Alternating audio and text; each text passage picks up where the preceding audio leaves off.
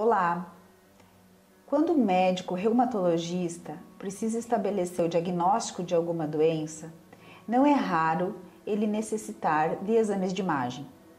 Raio-X, ecografia, ressonância magnética, tomografia. Esses exames, além de proporcionar o diagnóstico de outras doenças, ou seja, o diagnóstico diferencial, ele pode estabelecer o diagnóstico definitivo, avaliar a extensão da doença e monitorizar o efeito dos tratamentos propostos. Sobre isso que a gente vai conversar com o Dr. Maurício Antunes.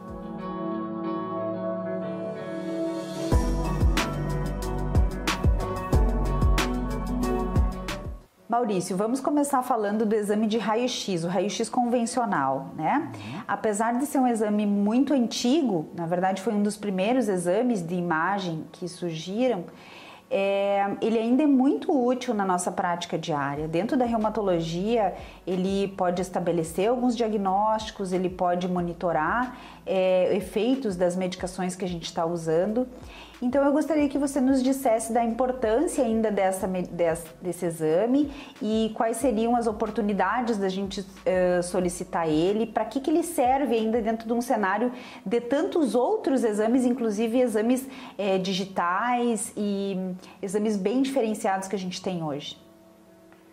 Então, Fernando, o raio-x, ele, como você falou, é um exame bem antigo, né? Tem mais de 100 anos aí que é realizado, mas ele é um exame muito importante ainda nos dias de hoje, né?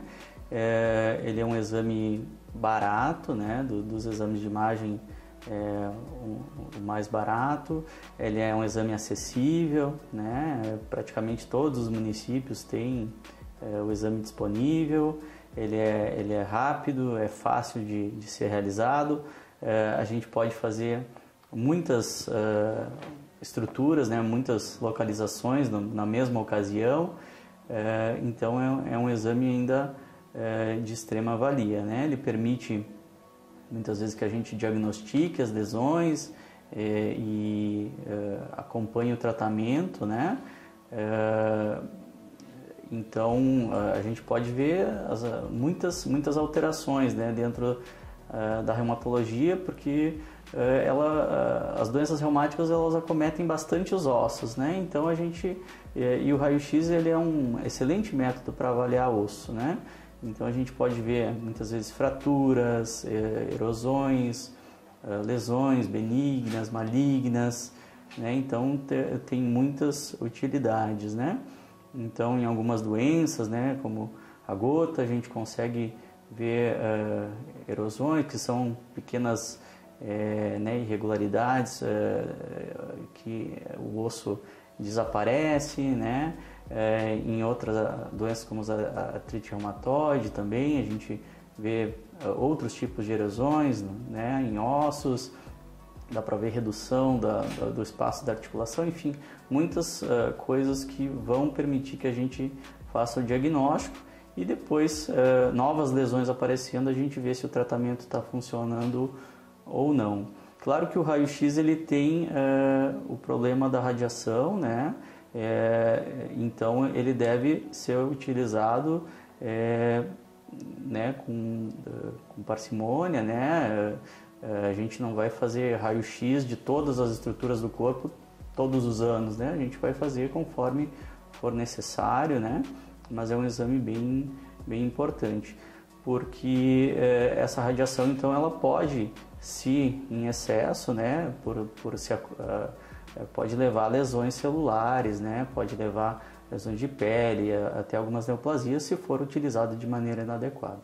Existe alguma contraindicação para raio-x convencional? De uma forma geral, só pacientes gestantes, né, que a gente não utiliza, né, mas nos outros casos ele é bem seguro, sem nenhum problema.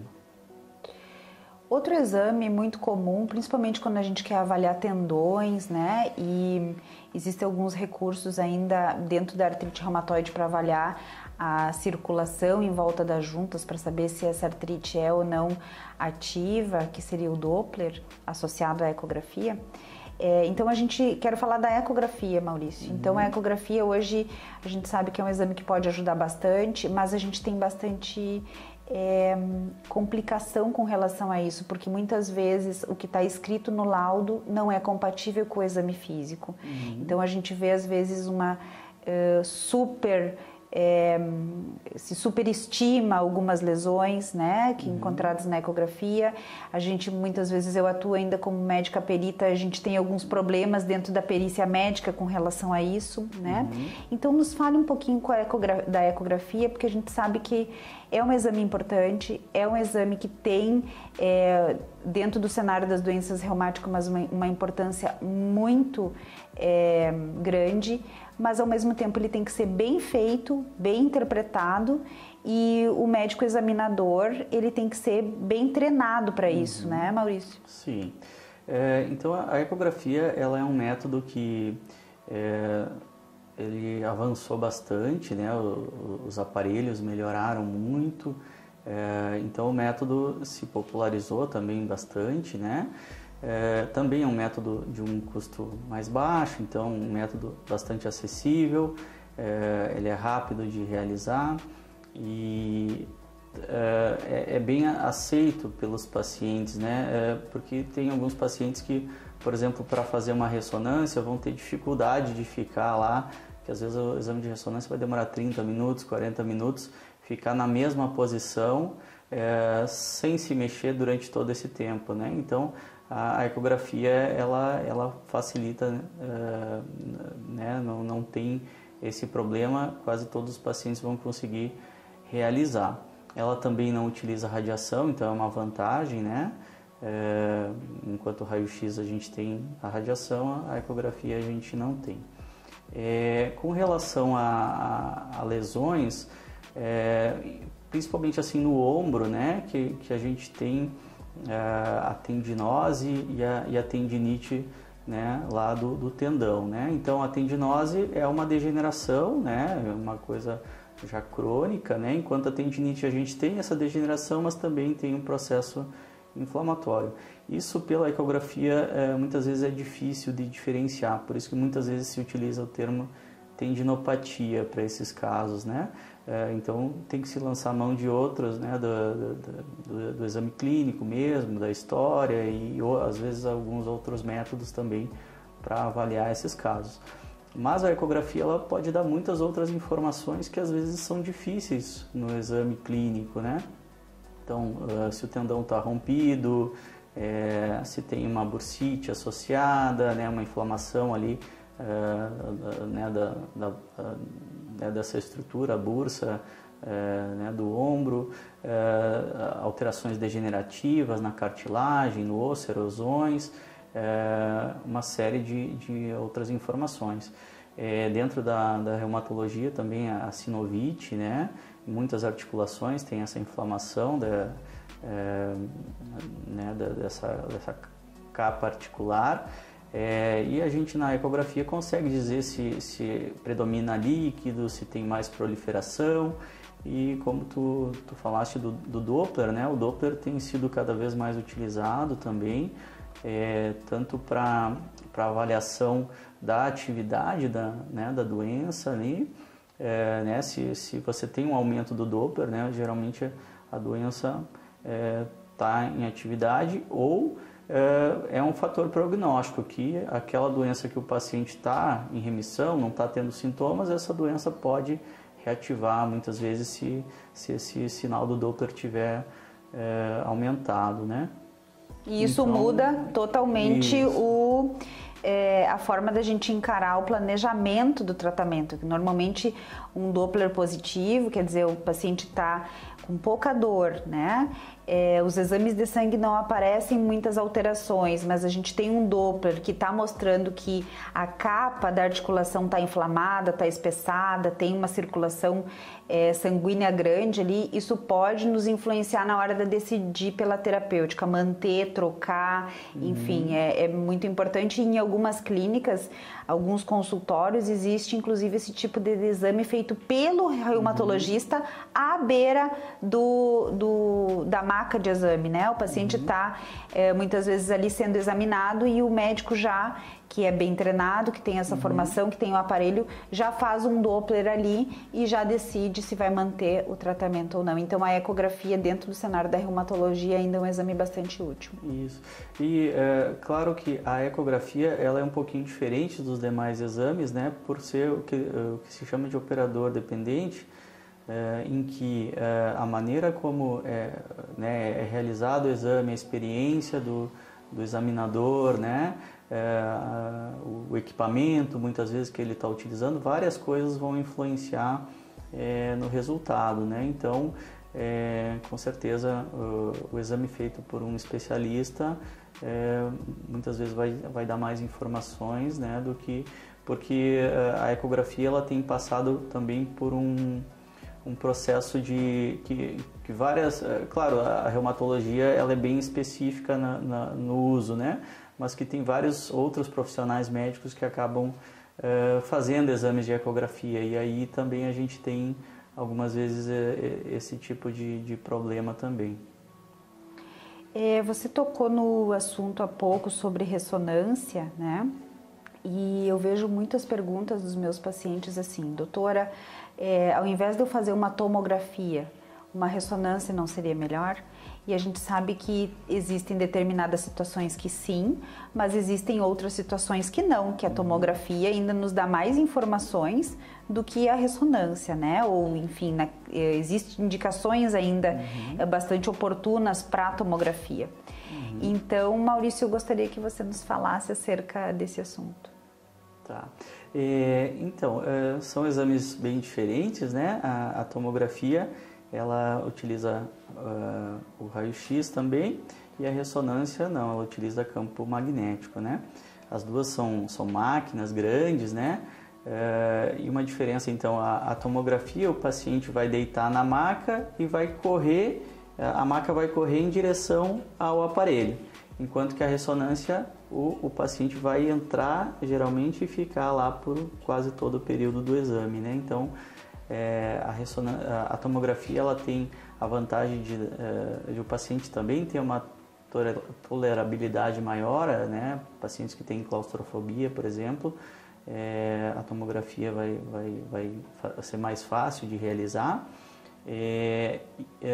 Só que, claro, a ressonância ela tem a capacidade de diferenciar os tecidos e as estruturas melhor do que a tomografia. As cores, o sinal, né, da imagem na ressonância ela tem mais sinais do que a tomografia, né?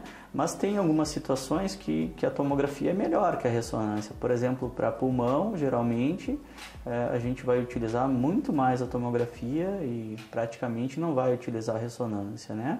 Já em outras situações, o trauma também, né, é uma situação que a gente praticamente só vai utilizar a tomografia e não vai utilizar a ressonância. Porque, por exemplo, você fazer a tomografia do crânio, cervical, tórax, abdômen, às vezes um paciente politraumatizado precisa, né? Em 5 minutos, 10 minutos a gente consegue fazer todo o exame numa tomografia. Uma ressonância iriam demorar aí quase 2 horas para fazer todos esses exames, né? Então, a tomografia é muito utilizada. Mas, de um modo geral, então, as duas podem ser utilizadas para quase todas as estruturas do corpo. Só que, por ter essas diferenças de sinais, em algumas situações né, a ressonância vai ter um desempenho melhor, né? Principalmente aí para articulações, né? Para coluna, alterações neurológicas. Muitas vezes a ressonância vai ter um desempenho melhor, né? Existem contraindicações para a realização de ressonância magnética, né? Que normalmente, às vezes, esses mesmos problemas não vão existir na tomografia. Por exemplo, marca-passos, implantes de estentes cardíacos. Nos fale um pouquinho sobre as principais contraindicações da ressonância. Isso. Na verdade, de contraindicações absolutas, que são aquelas que a gente não pode fazer, né? É o marca-passo cardíaco, porque o campo magnético vai alterar o funcionamento desse marca-passo, e o paciente pode até ter uma parada cardíaca fazendo o exame. Pacientes que têm implantes No ouvido, né, também a gente não pode realizar. Não as próteses, né, aquelas removíveis, aqueles implantes internos que não se removem. Exato. Gestantes, de uma forma geral, a gente não é contraindicação absoluta, mas a gente não, sempre que possível, não utiliza também, né? Principalmente no primeiro trimestre, em função de ter toda a formação do bebê e a gente não ter estudos suficientes para utilizar, então a gente também não utiliza, né? Mas a grande maioria dos pacientes, hoje em dia, essas stents foram realizados até estudos que foram evidenciados que não teria problema até poucas horas depois da colocação, né? Então, e muitos artefatos desses, eles estão se tornando compatíveis com a ressonância ao longo do tempo. Então, se foi feita uma cirurgia, muitas vezes há pouco tempo, isso também não vai prejudicar para realizar o exame, mas esses outros são ainda contraindicações algumas absolutas. vezes até é uma contraindicação por um tempo, né? Exato, implante de clipes cirúrgicos, né? Alguma coisa assim, se contraindica por um tempo e depois pode se liberar. Exato, então isso também tem muito de que era um medo antigamente, mas conforme isso foi passando os anos e até os materiais foram mudando, hoje em dia a maioria das que eram contraindicações absolutas relativas, na verdade, estão mudando para poder utilizar. Depois de um tempo a gente pode utilizar. Tanto na tomografia quanto na ressonância e alguns outros exames, né? Inclusive que se estuda vasos, artérias, veias, a gente precisa fazer contraste, né, Maurício? Existem vários tipos de contraste, cada um tem a sua indicação, mas também tem contraindicações e tem alguns cuidados que se tem que ter na hora de realizar contraste. Então, nos fale um pouquinho sobre a questão dos contrastes ao realizar esse tipo de exame. Muito bem. Os contrastes, eles criam muito medo, né? Os pacientes têm muito receio de utilizar o contraste, né? Mas o contraste, ele foi mudando ao longo dos anos, né? E os contrastes mais modernos, eles têm as reações alérgicas, principalmente as graves, né? Que são as que mais nos preocupam, são muito incomuns hoje em dia, né? A gente que utiliza contraste todos os dias na prática ali, é muito raro a gente ver algum tipo de reação nesse sentido. Mas claro que a gente tem igual precauções, né? Então, quais seriam os pacientes que precisam ter um cuidado maior? O paciente que já fez um contraste num exame anterior e teve uma reação, esse paciente com certeza tem um risco aumentado.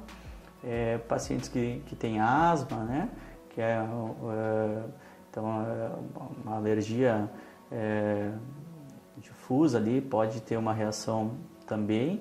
Os pacientes que têm insuficiência renal, já que esses pacientes vão ter uma dificuldade maior de eliminar o contraste, né? E pacientes com doenças cardíacas graves, que às vezes podem ter algumas complicações também quando utilizam.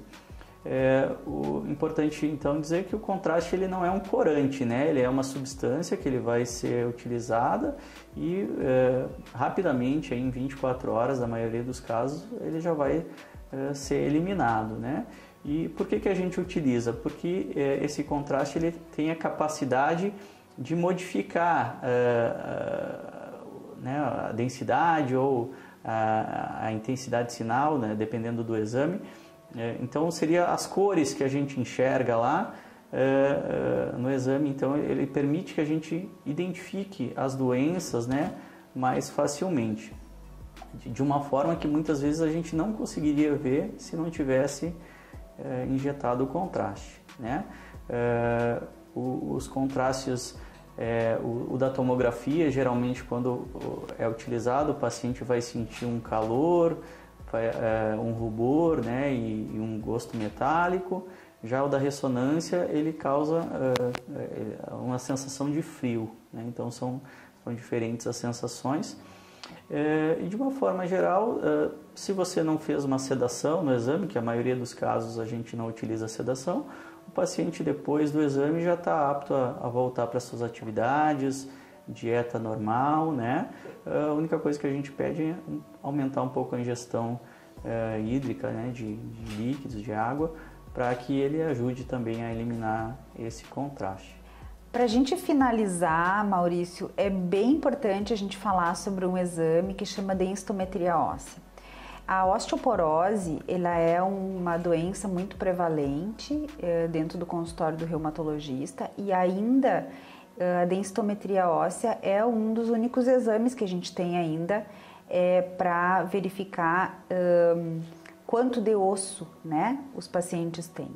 A gente sabe que ainda é um exame bastante falho, porque ele mede a quantidade, mas não mede a qualidade do osso, né? Então, a gente tem algumas falhas e tem que ter alguns cuidados na hora de interpretar essa densitometria óssea. Então, eu gostaria que tu nos falasse sobre isso, sobre principalmente os erros de interpretação, os cuidados que a gente tem que ter na hora de interpretar uma densitometria óssea. Então, a densitometria, ela também utiliza radiação, né? Mas uma radiação uma quantidade bem pequena, assim como, por exemplo, a mamografia. Então, é um exame que, se for necessário a gente utilizar com uma certa periodicidade, isso tudo não tem problema para o paciente, né? Ela vai permitir, então, que a gente defina a densidade daquele osso, né? E conforme tabelas e modelos já pré-estabelecidos, a gente veja se houve ou não perda óssea no paciente, né? Só que, então, para a gente comparar, o correto é que seja o mesmo aparelho e a mesma clínica, hospital. Porque mesmo entre aparelhos semelhantes, muitas vezes acontecem diferenças que vão ser importantes na hora da interpretação. Então, de preferência, sempre fazer no mesmo local. Isso, sempre no mesmo aparelho, no né? No mesmo aparelho, exato. E algumas coisas podem alterar a nossa interpretação, né? Então, algumas doenças, por exemplo, a degeneração da coluna, né, que causa esclerose, isso vai alterar, né, um aumento da densidade do osso, isso vai muitas vezes falsear, né, osteófitos, fraturas. Então, com relação à densitometria, ela também utiliza radiação ionizante, né, mas é numa dose muito pequena, assim como, por exemplo, a mamografia. Então, é um exame que, se for precisa ser feito com uma periodicidade maior, não tem problema para o paciente. Então, ela vai ser realizada geralmente na coluna lombar e no fêmur, né? E a gente vai avaliar a densidade do osso e, a partir de modelos pré-estabelecidos, ver se houve uma perda dessa matriz óssea, né? Então, ela vai permitir que a gente veja, diagnostique a osteoporose, né? E o risco desse paciente ter uma fratura. Algumas situações vão alterar essa avaliação, né? Porque são condições que podem aumentar a densidade do osso ou superestimar, né? Como os osteófitos, a espondilolistese, que é o escorregamento da vértebra, fraturas, doença do disco, né? Todas essas alterações podem superestimar, e em algumas situações a gente até vai utilizar um outro local, o rádio, né, para avaliar esses casos. E então, quando a gente for comparar esses exames, é bem importante que o exame seja realizado no mesmo aparelho e na mesma clínica ou no mesmo hospital, né? Porque mesmo aparelhos da mesma marca, semelhantes, muitas vezes acabam apresentando diferenças, e essas diferenças então vão ser significativas na avaliação. Não é de praxe, né, Maurício, necessitar fazer densitometria óssea todo ano. Às vezes a gente vê pacientes querendo fazer, porque a gente sabe que existe um desvio que pode ser do próprio aparelho, mas também pode ser um desvio de vida real do que acontece mesmo com o osso, e às vezes fica difícil essa interpretação. Alguns casos selecionados, eu imagino que sim, que tem que fazer mais precocemente, mas normalmente não é essa conduta de fazer anualmente a densitometria, né? Isso, na maioria dos casos não é feita anualmente, né? Alguns casos em que é feito um tratamento, né? Às vezes pode ter uma periodicidade maior, mas senão, geralmente, com mais tempo. Maurício, eu te agradeço a tua participação aqui nessa conversa. Exames sempre são um foco de bastante tempo que a gente conversa com os pacientes com relação tanto à necessidade de fazer a indicação, porque um ou porque outro exame, e depois na interpretação. Hoje eu peço para os pacientes, inclusive além do laudo do radiologista, nos trazer os exames e guardar esses exames, porque a gente vai precisar muitas vezes desses exames para comparações futuras, para saber também, além dos sintomas e dos exames laboratoriais, se houve ou não houve algum tipo de perda óssea, de alguma erosão, nesses pacientes que estão acometidos de alguma doença reumática. Muito obrigada pela tua participação. Obrigado, eu que agradeço a oportunidade. Foi um prazer estar aqui com você para a gente conversar um pouquinho sobre os métodos de imagem. Obrigada. Interessante esse assunto sobre exames de imagens dentro do contexto de patologias reumáticas, você não achou? Eu gostei muito dessa conversa que a gente teve com o Dr. Maurício. Se você curtiu, dá um like, se inscreva no nosso canal e ative as notificações.